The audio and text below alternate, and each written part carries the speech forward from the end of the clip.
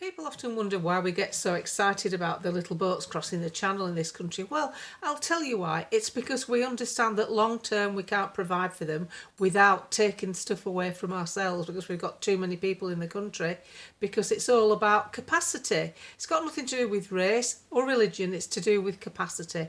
And when you've got a government that not only allows them to come in illegally, once they're in, it chaperones them until they get to a hotel standard of accommodation with clean sheets, fluffy towels, 3 meals a day, a pocket full of spending money, an iPhone, no pressure to go to work, and no worries about heating bills and creating a life for themselves. Just sit about languishing in hotels for weeks and months on end. That is bound to wind anyone up who's got half a brain. Now, add to that, when you see yet again another asylum seeker, they're not all asylum seekers, many of them are chances, because the genuine asylum seekers are coming in legitimately. There's a system for them, but this is now jumping on the bandwagon and we are feeling the brunt of it. One woman has felt the brunt of it big style. She's dead. A young hotel worker who got stabbed to death with a screwdriver. Allegedly, the dispute, according to reports, started over a packet of biscuits. Now, clearly, he's going to have mental health issues, because anyone that would stab someone over a packet of biscuits isn't right in the head. They're deranged.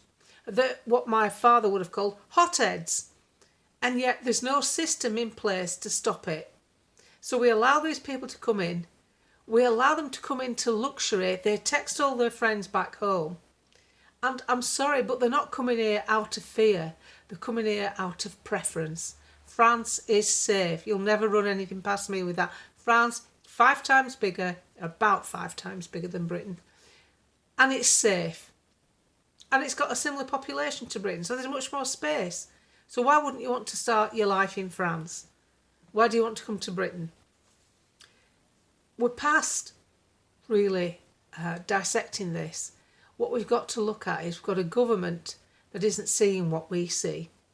In fact, it's looking away from it. It probably knows exactly what's going on, but has no intention of addressing it, and that's the problem.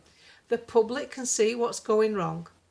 The country has been being deassembled brick by the Tories, and now we've got Keir Starmer in. He's like a wrecking ball to our economy, to immigration, to the health service. Everything's going down the pan super fast. We have situations in A&Es across the country that are like third world countries. And when I say that, I mean people waiting on trolleys, in corridors waiting for treatment, sitting huddled together with chairs pushed up so they can share a drip stand because they've run out. Human filth on the floors in some toilets, not being cleaned up by staff. And people sat around in agony waiting for treatment. Not to mention the long-term health delays. Not to mention this is a growing population and the government decided to take beds away. 20,000 beds gone since 2017, 5,000 of which went during lockdown. So you've got to ask yourself, what does the government do for this country? Because the government doesn't seem to do very much apart from sound bites and podcasts and professionally done videos preening themselves on how proud they are at slotting solar panels across agricultural farming land and land that could be used to raise livestock for food. And this is how stupid this country's got, and this is why the Reform Party candidates, Rupert Lowe, I don't know if you saw it yesterday, he gave a speech at an inquiry within Parliament about farming and what they're doing to farming, putting solar panels on farming land. And Rupert Lowe is a farmer with an 800-acre farm. And so he knows quite a bit about farming. And he said that DEFRA, he doesn't even think DEFRA like farmers. And that the sclerotic way in which they run actually impedes any good work that they can do. So these government agencies like DEFRA, what are they set up to do apart from make things worse? To swamp us in legislation. You'd be forgiven for thinking we'd never left the EU with that much legislation. And now the farmers are being encouraged to plant stuff for wildlife, not for our life. That's going to hit a brick wall eventually. We can't sustain that. We can't keep letting people pour into the country. Then all the things we need for people to sustain a reasonable quality of life, like access to food, like access to shelter, we can't keep running like this. So we have to do what we can, and we have to fight back. And we fight back by talking. We fight back by you telling someone else, not the conspiracy theory. Don't go down that. Don't try and educate them about, say, chemtrails or something else. Stick to stuff they can understand. Because you're dealing with people, if they're not taking any notice, they're not taking any notice. So you're going to overface them with stuff like that. You're not going to overface them with the thought that actually there could be food shortages because various governments are pushing us towards a war. And if there is a war, there's always food shortages. And so where do we sit in that? We're an island surrounded by fish. We've got coal, gas and oil underneath our feet.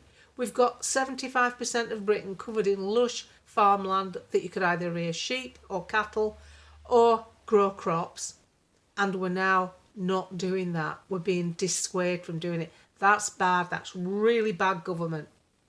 So what you've got to look at when you've got a government that's making noises about war with Russia, which benefits the military-industrial complex, and yet depleting farming stocks when we need food in a growing population, and we've got an immigration policy.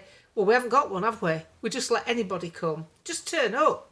Just turn up, because we'll share everything we've got with you and you don't even have to work. But don't forget, we'll take the winter fuel allowance off pensioners, despite the fact that the government's own risk assessment said that probably 4,000 pensioners would die this winter because of that very move. No biggie. And this is why I despise Keir Starmer, and this is why I despise his Chancellor, and this is why I despise people like David Lammy, because they're not fit to be in office. They're not fit to be in Parliament, never mind as ministers.